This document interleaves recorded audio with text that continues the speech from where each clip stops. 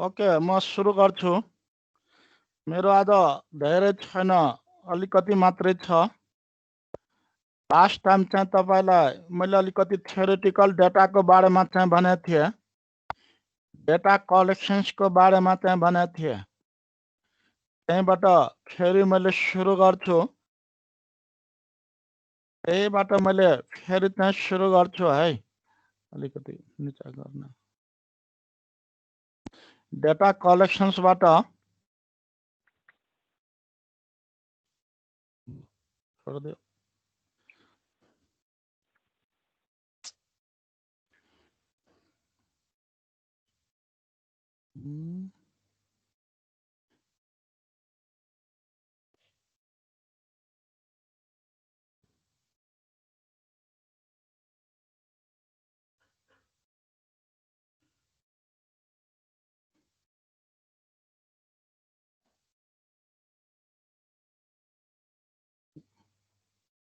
बुवा बिगड़ तो फिर दिक्कत भेल त होइन। मैले लास्ट टाइम यहाँबाट चाहिँ सुरु गरेको थिएँ, फेरि त्यसलाई रिभ्यू गरिदिन्छु।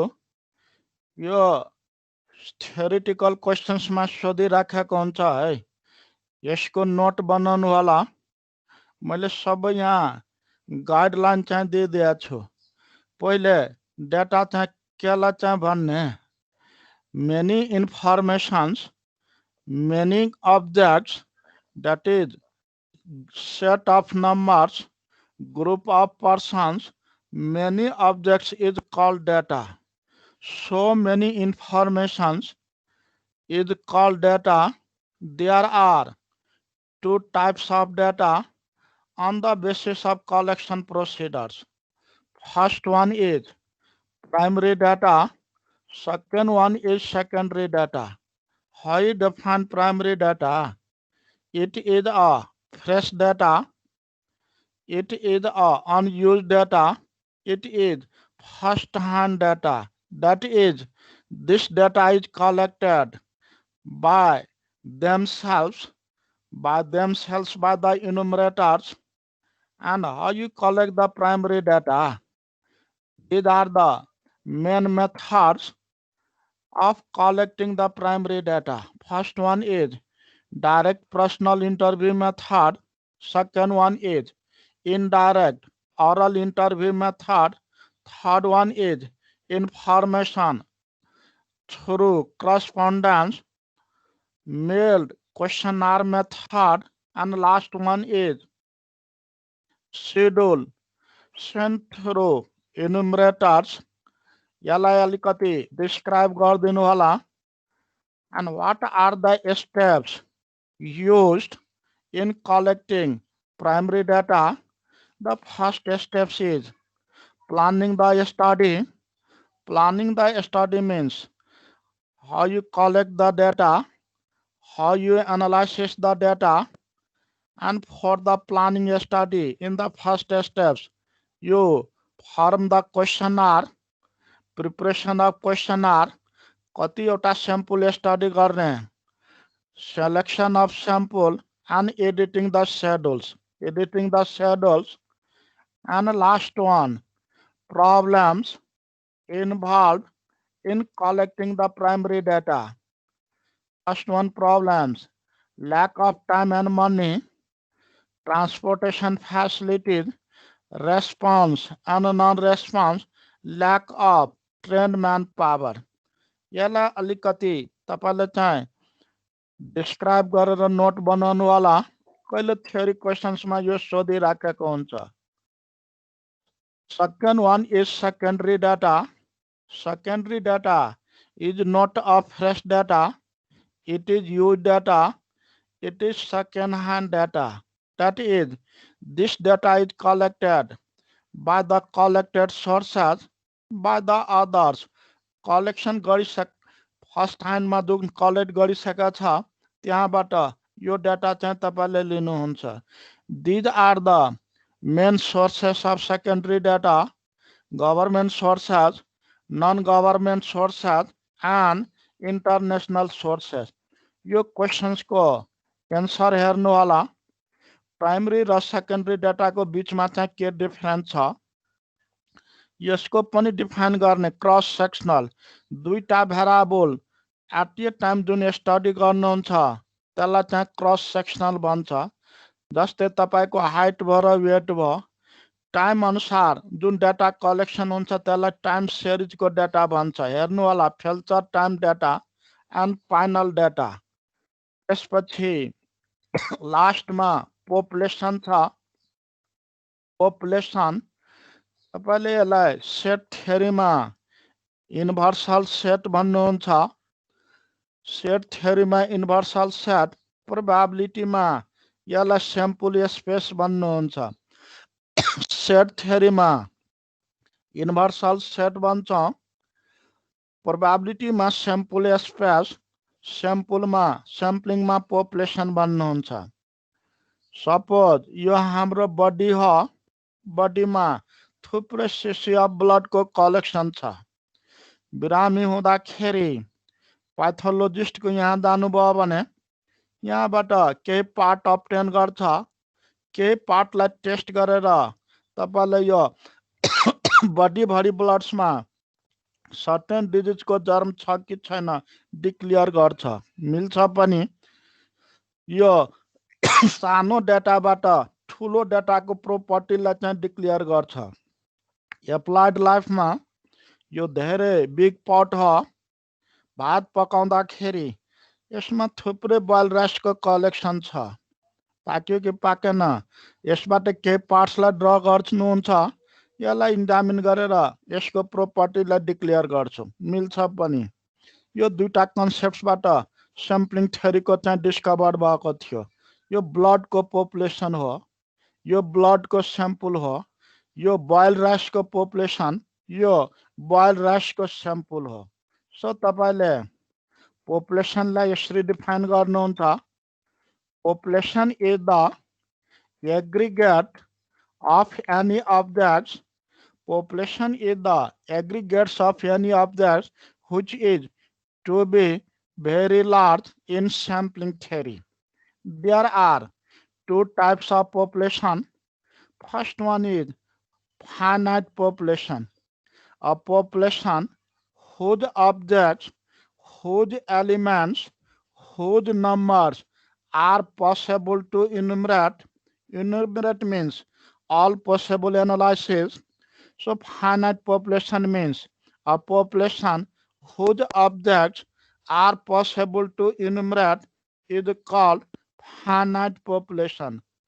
For example, the number of books in a big library मा थुप्रै किताबहरू हुन्छ त्यो बुकको पपुलेसन हो कतिवटा किताब थाहा हुन्छ कुन राइटर्सको कुन पब्लिकेशन्सको कुन लेभल्सको सबै चिज चाहिँ तपाईले एनालाइसिस गर्न सक्नुहुन्छ यसलाई चाहिँ पसिबल टु इनुमरेट भन्छ फाइनाइट पपुलेशन्स रे दोस्रो infinite population a population whose objects are so large that it is not possible to enumerate यस्तो पपुलेसन जसको एलिमेन्ट्सहरु जसको अब्जेक्ट्सहरु यति ठुलो हुन्छ त्यसलाई चाहिँ तपाईले पसिबल टु इनुमरेट सबै एनालाइसिस गर्न सक्नुहुन्न सम्भव हुँदैन example the number of stars in the sky स्काईमा थुप्रै स्टार्सहरु हुन्छ काउन्ट द गर्न सकिन्छ तर कतिवटा स्टार चाहिँ थाहा हुँदैन त्यसलाई इनफाइनाइट पपुलेसन भन्छ the number of points the number of values between 4 to 5 4 र 5 को बीचमा इनफाइनाइट नम्बर अफ डाटा छ इनफाइनाइट नम्बर अफ भ्यालु छ त्यसलाई इनफाइनाइट पपुलेसन भन्नुहुन्छ पपुलेसन्समा पनि होमोजेनियस हुन्छ र हेटेरोजेनियस यदि पपुलेसन्सको युनिट्सहरु पपुलेसन्सको एलिमेन्ट्सहरु एक नासको छ धेरैको डिफरेन्स छैन एक अर्काको बीचमा धेरैको भेरिएसन छैन त्यसलाई होमोजेनियस पपुलेसन भन्नुहुन्छ 1 देखि n सम्म n natural numbers 1 2 3 4 5 6 7 8 9 up to n त्यसलाई चाहिँ तपाईले फाइनाइट पपुलेसन भन्नुहुन्छ। सो कसरी डिफाइन गर्ने फाइनाइट पपुलेसनलाई? A population whose elements, whose units are as possible, as homogeneous, that is not very scattered, not very dispersed, is called homogeneous population. Second one is heterogeneous population. Heterogeneous भनेको धेरैको फरक, 1 भयो, 60 भयो, 100 भयो, 200 भयो, 1000 भयो, 2500 भयो, त्यसलाई हेट्रोजेनियस पपुलेसन भन्नुहुन्छ।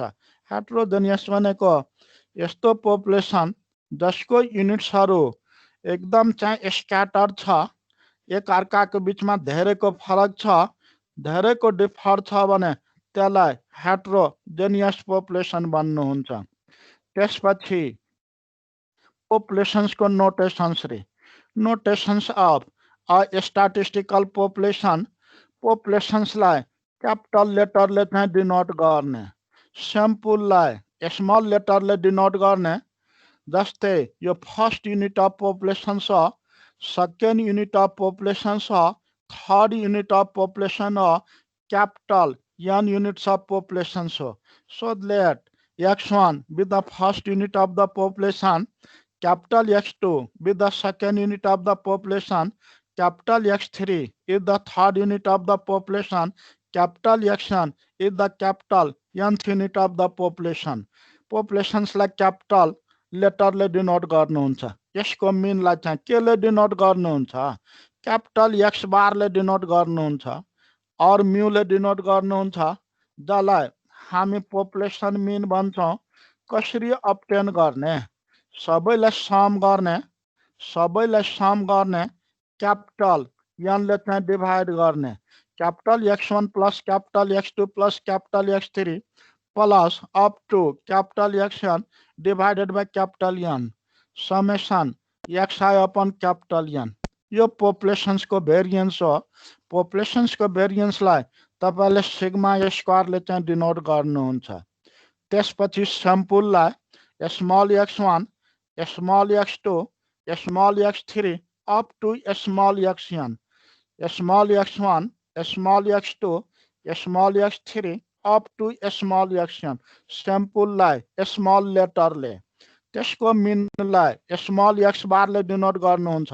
Small x1 plus small x2 plus up to plus small xn divided by small n summation xi by n हो, स्मल n हो। र त्यसको भेरिएन्स लाई तपाईले स्मल s स्क्वायर ले चाहिँ डिनोट गर्नुहुन्छ है। फर्स्ट युनिट यानी च्याप्टर फर्स्ट मा यति मात्रै सिलेबस छ। मैले यो सिलेबस चाहिँ पहिले डिल गर्छु भने थिए। अब सरहरुलाई सोध्छु मलाई कुन युनिट चाहिँ दिनुहुन्छ, कुन युनिट लिन भन्नुहुन्छ। सेकेन्ड डे चाहिँ अर्को विकमा मैले त्यहाँबाट स्टार्ट गर्छु है। इन्ट्रोडक्टिभ स्ट्याटिस्टिक्स यति मात्रै हो, च्याप्टर फर्स्ट यति मात्रै हो। मैले डिटेलमा चाहिँ छैन हजुर, यसको एक्सरसाइजहरु छैन सर।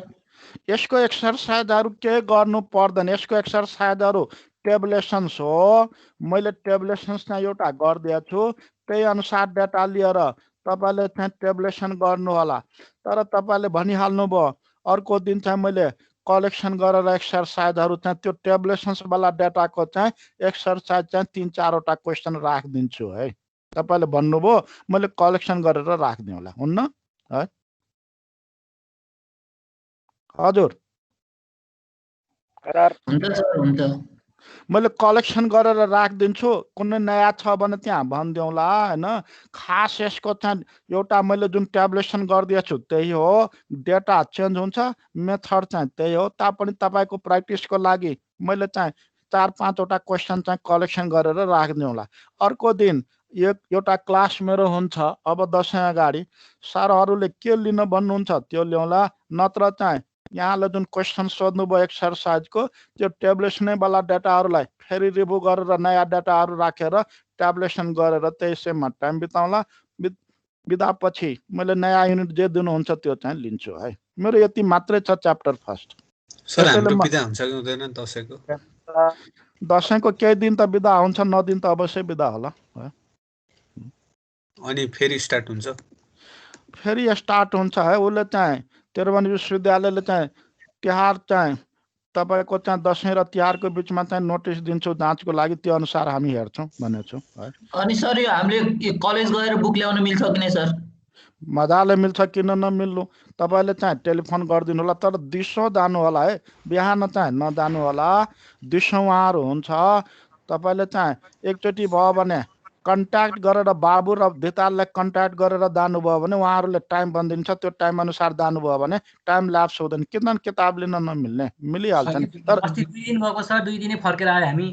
कति बेला जानुभयो त्यो? बिहान नजानु होला। 11 बजेपछि सर एकचोटि नम्बर दिनु न, कसलाई कन्ट्याक्ट गर्ने भएको सर। अनि अरुण सरले चाहिँ यहाँको अहिले मान्छेहरू अलिअलि कोरोनाको संक्रमण चाहिँ देखिएको छ, स्वाब कलेक्सन गरेको छ।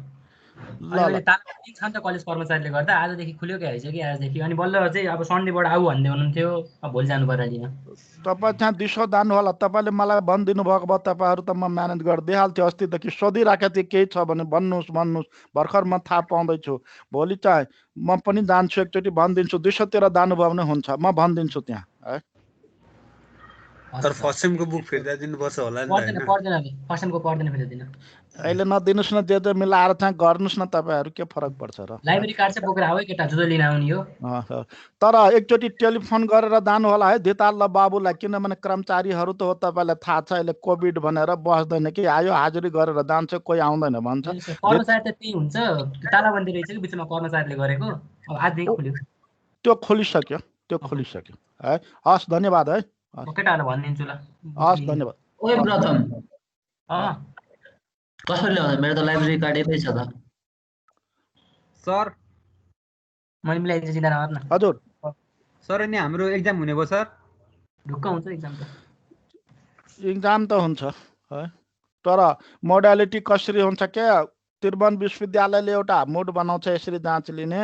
अब त्यो अनुसार चाहिँ भइराखेको छैन, अरूहरूको त पुरै अनलाइनमै भइरहेछ। कपीमा गर्ने तपाईँहरूको पनि फोटो खिचेर पठाउने अनलाइनमै हुन्छ है।